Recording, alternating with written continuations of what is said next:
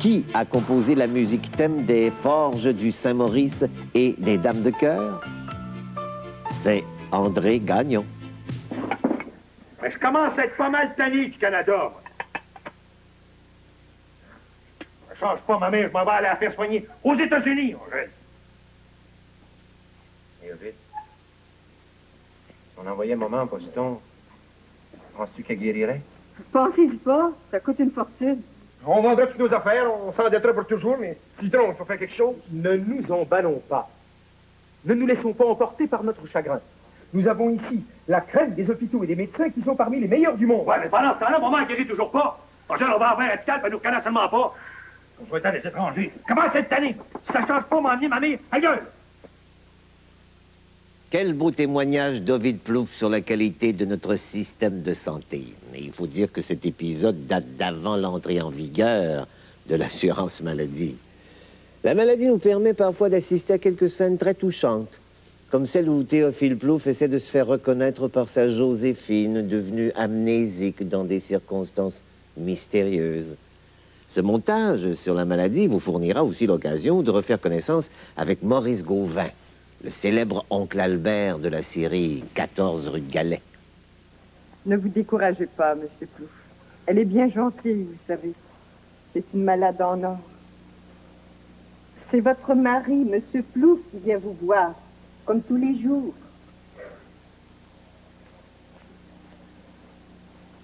Laissez-moi tout seul avec elle. Merci.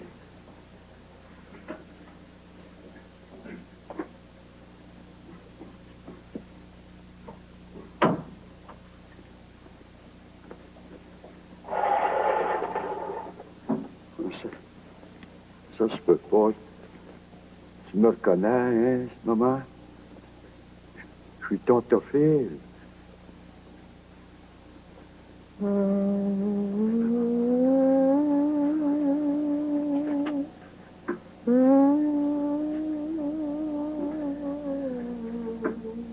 Ça peut pas durer comme ça, maman.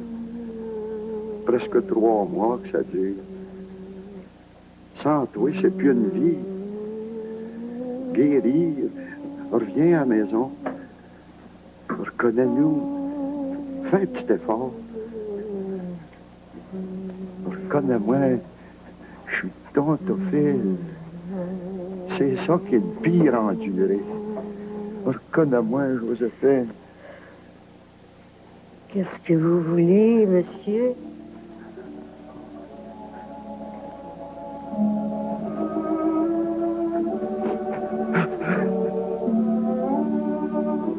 Albert, j'ai peur d'aller à l'hôpital. Mais voyons, les cas désespérés, Jeanne, ils les envoient pas à l'hôpital. Voyons. Tu comprends? Le médecin pense que tu fais une dépression, mais tu vas voir, il va te remettre de la pression. Comme si t'étais un pneu. On te moque donc pas. Puis comment allez-vous vous arranger pendant mon absence? Pour la cuisine, pour le ménage? Avec Charlotte, là, qui peut rien faire? Ben, écoute, Hélène est allée chercher Monique Frenette. Elle lui a demandé de venir ici pendant que tu te reposeras là-bas. Hein? Alors, voyons. Et puis la bonne viendra de temps en temps, voyons. Oh, je sais pas ce que j'ai, Albert. Moi, je me sens comme une guenille. Mais oui, tu parles trop, Jeanne. Quoi? C'est toujours dit que tu parles trop. Vois-tu, dans le temps, c'était nous autres, ça fatigait. Puis là, maintenant, c'est toi. Vois-tu, tu commences à expier, là. Oh, ris donc pas. Écoute. Bon, ben, ferme tes yeux, hein? Ferme tes yeux. Tu te coucher, là? Oui, je vais me coucher. Mais avant, je veux te dire une chose. Fais bien attention, mon genou. Oui, fais bien attention.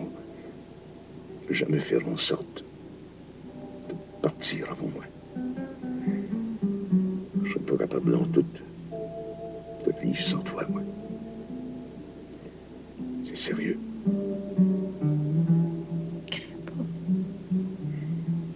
Je vais faire bonne attention. Parce que moi non plus, j'aimerais pas ça te laisser tout seul. Je serais avec toi inquiète.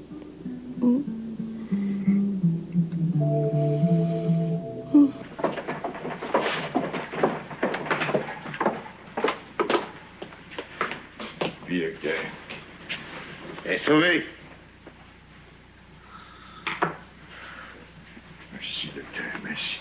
Je peux pas croire que Donald est sauvé. Prenez ma parole. Comment est-ce que je vous dois? Attendez, voyons voir. Là. 2 visites, la saignée, puis les remèdes. Oh, disons 2 pièces et demie. Pour rien. Ah. Bien. Le 3 pièces. Ah. Allez, c'est fait. Je descends. Trop aimable. Ah, je dois vous dire, monsieur le maire, que madame devra garder le lit pendant 3 jours et qu'elle ne pourra reprendre ses occupations normales que dans 1 semaine. C'est promis. En tout cas, je peux vous dire que Artémise va rester ici le temps qu'il faudra, docteur. Bon, parfait. Puis continuez à lui donner les remèdes que j'ai laissés hier soir. Hein? Elle va manger normalement et puis tout va bien aller. Vous êtes bien bon, docteur. Allez, au revoir, monsieur le maire. Merci encore. Merci bien, docteur. Continuez la branche.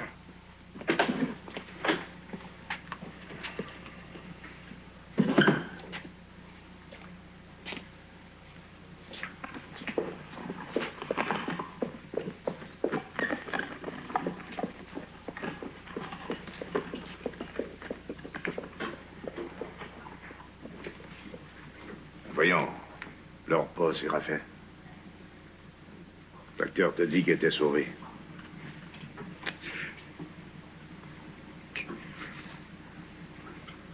Pourquoi Alexis est sauvé? Je savais pas que tu l'aimais comme ça. Qu'est-ce qui peut bien provoquer la mort d'un personnage dans un téléroman? Un comédien qui demande trop cher? Ça, c'est déjà vu. Oui. La mort d'un personnage, c'est un ressort dramatique qui permet de relancer l'action ou de changer la dynamique d'une histoire. La vie de Galarno, par exemple, prend une autre tournure après le décès de Xavier. La mort d'un personnage, c'est un événement qui annonce parfois la fin d'une série, comme en témoigne ce dernier retour du grand dieu des routes, le survenant. Angelina, je t'apporte une nouvelle. Une nouvelle que t'attends depuis longtemps. Je reste. Je reste au chenal du moine. Comment c'est? C'est ainsi que tu prends la nouvelle? Ou si je te lançais dédaigneusement un crouton de pain, la noire? Angelina.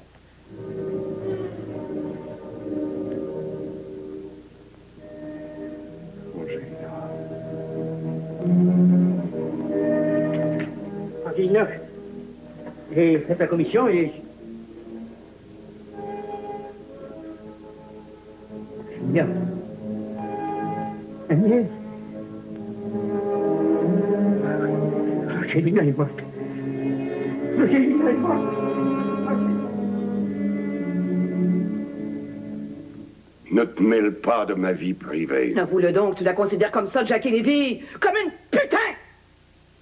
Sophie, cesse tes insultes. Ah! Je comprends ma mère maintenant. Ah! Je te jure que je comprends tout. Sophie, je ne te permets pas de... Papa! Oh, Philippe!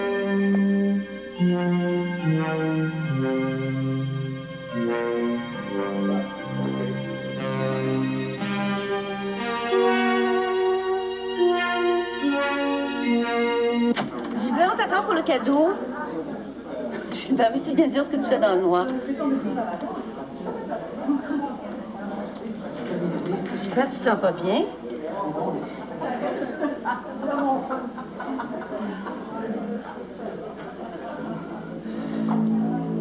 Gilbert!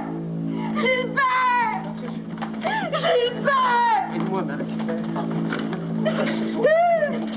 Oh non! Janine, appelez l'ambulance. Non, je veux rester! Gilbert, parle-moi, Gilbert! Pourquoi il revient de la chasse? Qu'est-ce qui arrive? Elisabeth? Qu'est-ce qui s'est passé? Où sont les enfants? Où Où est Jean-François, papa? Il arrive un accident. C'est ça. Mais parlez donc! Oui, Jeanne. Un accident. Jean-François a reçu une balle. Jean-François, où est-ce qu'il est? Je veux voir où est-ce qu'il est! Il n'est pas avec nous autres, Elisabeth. Antoine. Antoine, regarde-moi. Il est pas...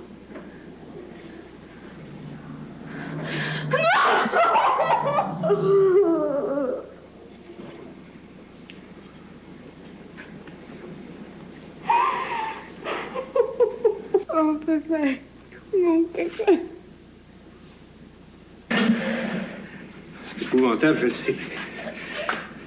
Il faut faire face. T'es capable, Elisabeth, t'es capable. Antoine. Antoine, dis-moi que c'est pas vrai. C'est pas possible. Pas Jean-François. Vous voyez bien que c'est vrai. Ils ont tué votre fils. Ils m'ont tué, mon mari. À la chasse! À la chasse!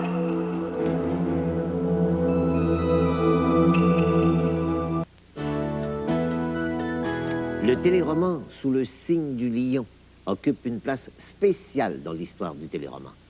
Jamais avait-on vu autant de haine et de passion traverser le petit écran.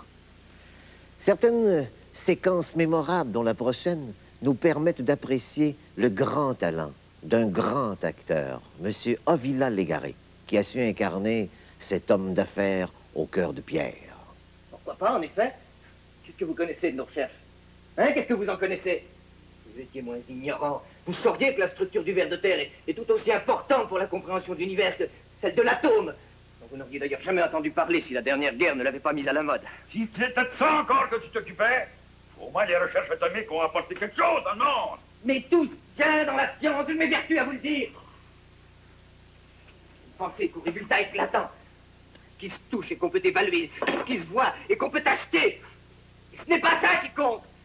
Et vous n'avez pas le droit de mépriser ceux qui consacrent leur existence à la solution des problèmes de la vie. Vous n'avez pas le droit.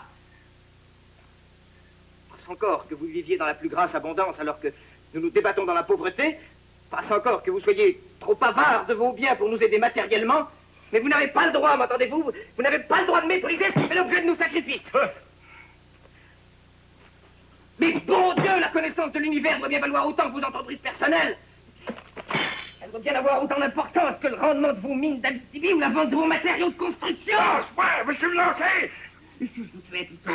Si je vous tuais pour venger tout ce dont vous vous moquez? Tous les pauvres savants dont les recherches ne parviendront jamais à percer le mur de votre ignorance. Si je vous tuais? Eh ben, fais-le. Si t'en as l'audace. Monsieur Michel, monsieur Martin.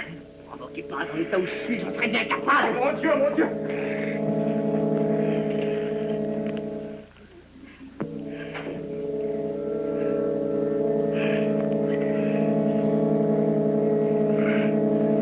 Jamais une tentation si forte.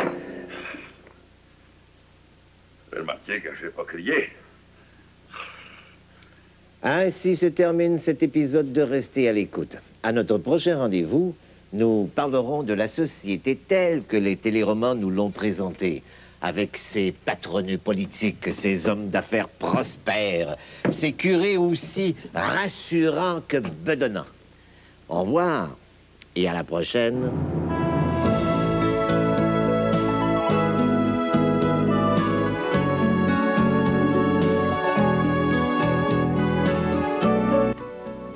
Ici Robert Guisculi.